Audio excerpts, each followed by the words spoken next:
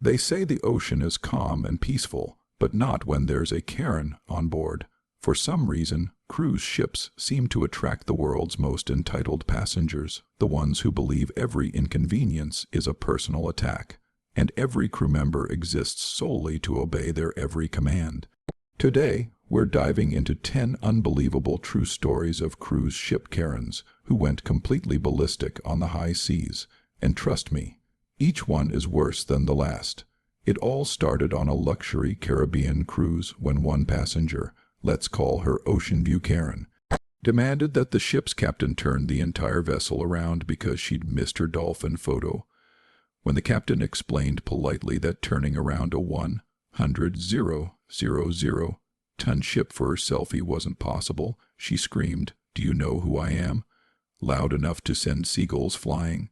Security had to escort her back to her suite, where she reportedly called guest services 17 times that night to complain about the attitude of the ocean. Then came Buffet Karen. It was the first night of the trip, and the buffet was packed. When the staff gently reminded her that she couldn't fill her plate with 20 lobster tails at once, she lost it. She began shouting that she paid for unlimited lobster, and started hiding tails in her purse for later. When security arrived, she was discovered with 2 full handbags of seafood and an expression that said, "I'm not leaving without my shrimp." Another Karen decided she didn't like the view from her cabin window, not because it faced the wrong direction, but because she couldn't see land. She demanded a full refund, claiming the ocean view was false advertising. When crew explained that the ship was literally in the middle of the sea, she declared it was a scam cruise and threatened to call the FBI. Spoiler, she didn't.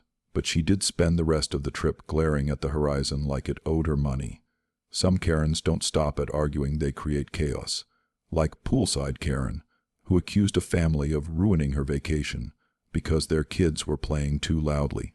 When crew tried to calm her down, she threw her drink into the pool and screamed that she wanted adult-only air. She then tried to block off an entire deck chair row with towels, claiming it was her private area. That lasted about 10 minutes before she was politely invited to spend the rest of the day inside, far away from the pool. But none of these compare to dress code Karen. On formal night, passengers are asked to wear nice evening attire, a fun tradition that gives everyone an excuse to dress up.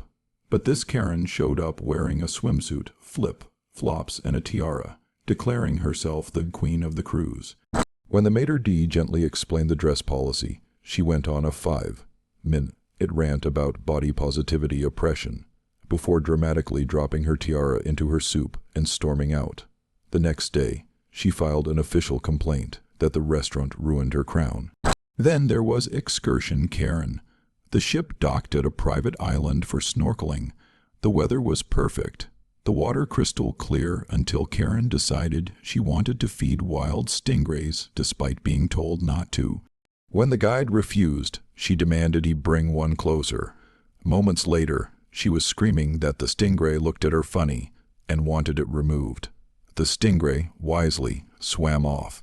Karen didn't she spent the rest of the trip demanding compensation for emotional distress caused by aquatic creatures.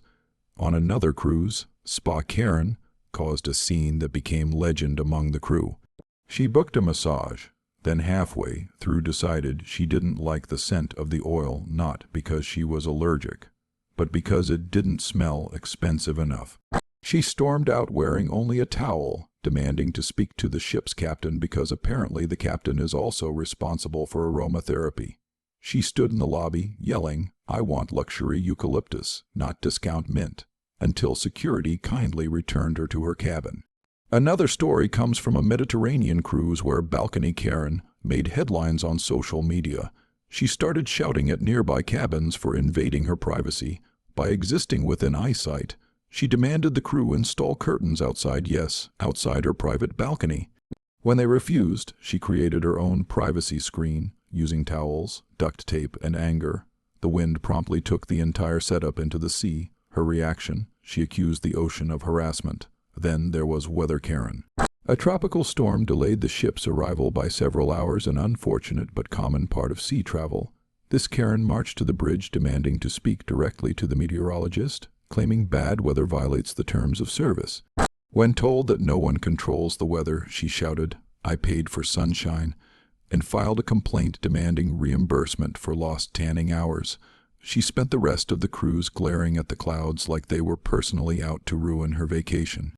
And finally, there's Captain Karen, the legend of legends. She was so determined to get her money's worth that she decided to organize her own guest inspection of the ship. She marched through staff, only doors, clipboard in hand, writing fake evaluations of crew performance. When security caught her wandering near the engine room, she said she was checking the safety standards. Her trip ended early, escorted off at the next port with a lifetime ban from the cruise line. Rumor has it she's still writing Yelp reviews about it to this day. By the end of each voyage, the crew has one motto: the sea is calm, but the Karens are not. Because while storms may come and go, cruise ship Karens are forever. And for those who have worked on board, they're a reminder that entitlement doesn't sink ships, but it sure makes the journey unforgettable. So the next time you're on a cruise and someone starts yelling at a buffet line, hiding lobster tails, or demanding to speak to Poseidon himself, remember, you might just be witnessing the next viral episode of Cruise Ship Karens Go Ballistic.